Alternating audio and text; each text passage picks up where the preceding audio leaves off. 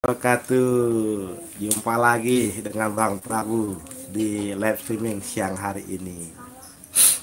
Ya, suatu berita yang tidak terduga ya. Ya mungkin biasa-biasa saja menurut saya dalam politik.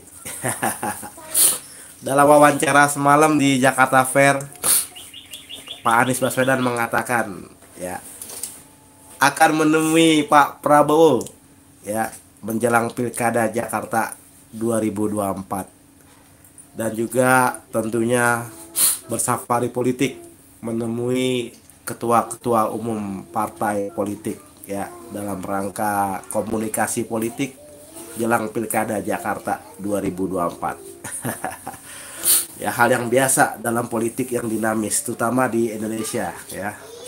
Jadi bukan hal yang mengagetkan atau bikin berdebat-debat, enggak. Biasa aja sih kalau menurut saya ya. Sebagai seorang yang dicalonkan dari partai politik untuk Pilgub Jakarta ya dari PKB ataupun PKS, tentunya akan ada suatu komunikasi politik dengan partai-partai politik lainnya sebagai bagian dari satu koalisi yang akan mengusung, akan mendukung dalam pertarungan di Pilgub Jakarta 2024 ya. Tentunya ya, safari politik atau komunikasi politik tentunya pasti akan terjadi ya sebagai seorang calon gubernur ya dalam membangun koalisi ya. Tidak cukup hanya dengan satu dua partai yang mengusungnya ya, biasanya seperti itu yang terjadi ya. Seperti yang Pak Anies katakan semalam ketika wawancara di Jakarta Fair kan ya, jadi akhirnya Pak Anies akan bertemu dengan Pak Prabowo. Tentunya pasti akan bertemu ya. Ya mudah-mudahan bisa menjadi suatu pertemuan yang bermanfaat buat masyarakat Jakarta khususnya ya, dalam suatu dukungan pilkada khususnya di Pilgub Jakarta 2024 ya.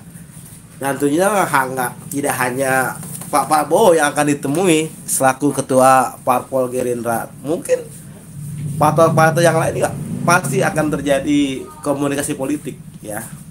Biasa itu disebut safari politik. Ya mungkin nanti bisa ke Pak Julhas, ketua Parpol PAN ya. Bisa ke Pak Erlangga Hartarto, ketumnya Golkar ya. Dan juga bisa ke P3 ketemu dengan Pak Sandiaga Uno ya. Ini yang bisa menjadi suatu kejutan nih menurut saya. Justru ini yang menariknya nih ya. Yang sangat menariknya itu di saat Pak Anies safari politik bertemu ketum Parpol P3 yaitu ketemu Pak Sandiaga Uno. Jadi semacam kayak dejavu nih. Mudah-mudahan itu yang justru yang menarik ya. Kalau Pak Anies nanti ketemu Pak Prabowo itu biasa buat saya. Ya mungkin buat teman-teman ya. Karena nggak mungkin Pak Anies akan komunikasi politik mencalonkan dengan Pak Prabowo yang udah terpilih sebagai capres. Tentunya nggak akan terjadi. Kira-kira begitu. Tapi kalau Pak Anies berjumpa dengan Pak Sandiaga Uno, ketum Parpol P3, ini yang jadi sangat menarik ya, menjadi suatu apa ya, yang tak terduga-duga hasilnya. Karena apa? Pasti bisa berpikir lah, sama-sama kita berpikir ya.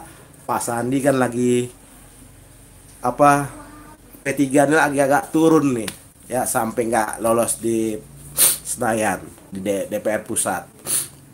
Yang kedua, masa jabatan dia sebagai Menparekraf akan habis di Oktober ya.